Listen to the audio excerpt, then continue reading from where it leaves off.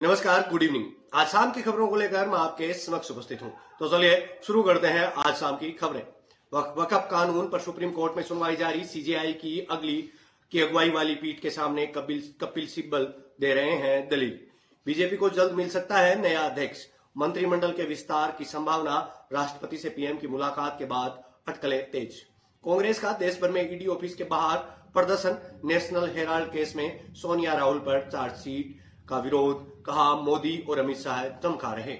उत्तर प्रदेश के उप मुख्यमंत्री केशव प्रसाद मौर्य ने कहा, कांग्रेस पार्टी गांधी खानदान के गुलाम की तरह काम कर रही है। संविधान देश के 140 करोड़ लोगों के लिए बराबर है। नेशनल हेराल्ड मामले में बड़ा भ्रष्टाचार हुआ था, जिसकी जांच कांग्रेस सरकार में ही शुरू हुई थी। जांच एजेंसियों को अपना काम करने देना चाहिए।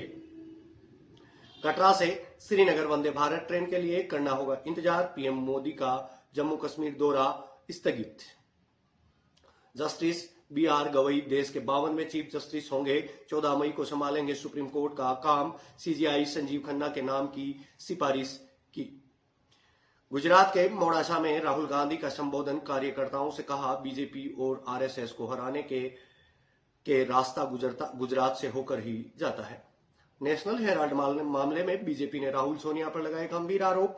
बंगाल हिंसा पर ममता को सुनाई खरी खोटी। भारतीय जनता पार्टी समाज को बांट रही है, हम इसे बर्दाश्त नहीं करेंगे। मुस्लिम धर्म गुरुओं के साथ बैठक में ममता ने कहा। पंचवटी एक्सप्रेस बनी देश की पहली एटीएम वाली ट्रेन। मुंबई मनमाड रूट पर सफर के दौरान यात्री अब निकाल सकेंगे केस। ट्रायल सफल। सेक्सेस दिन के निचले स्तर से 400 अंक चढ़ा। ये 77,000 के पार पहुंचा। निफ्टी में भी 120 अंक से ज्यादा की रिकवरी अब तक हो चुकी है।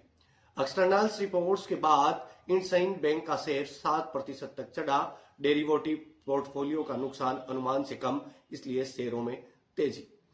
सोने ने बनाया नया रिकॉर्ड। पहली बार 94,000 पार। इस साल में 18,327 रुपए महंगा हुआ। साल के आखिर तक रुपए 1.10 लाख तक जा सकता है। आज शाम की खबरों में इतना ही। हम फिर मिलते हैं किसी अन्य वीडियो में। तब तक के लिए आप बने रहिए देव अम्बाट के साथ।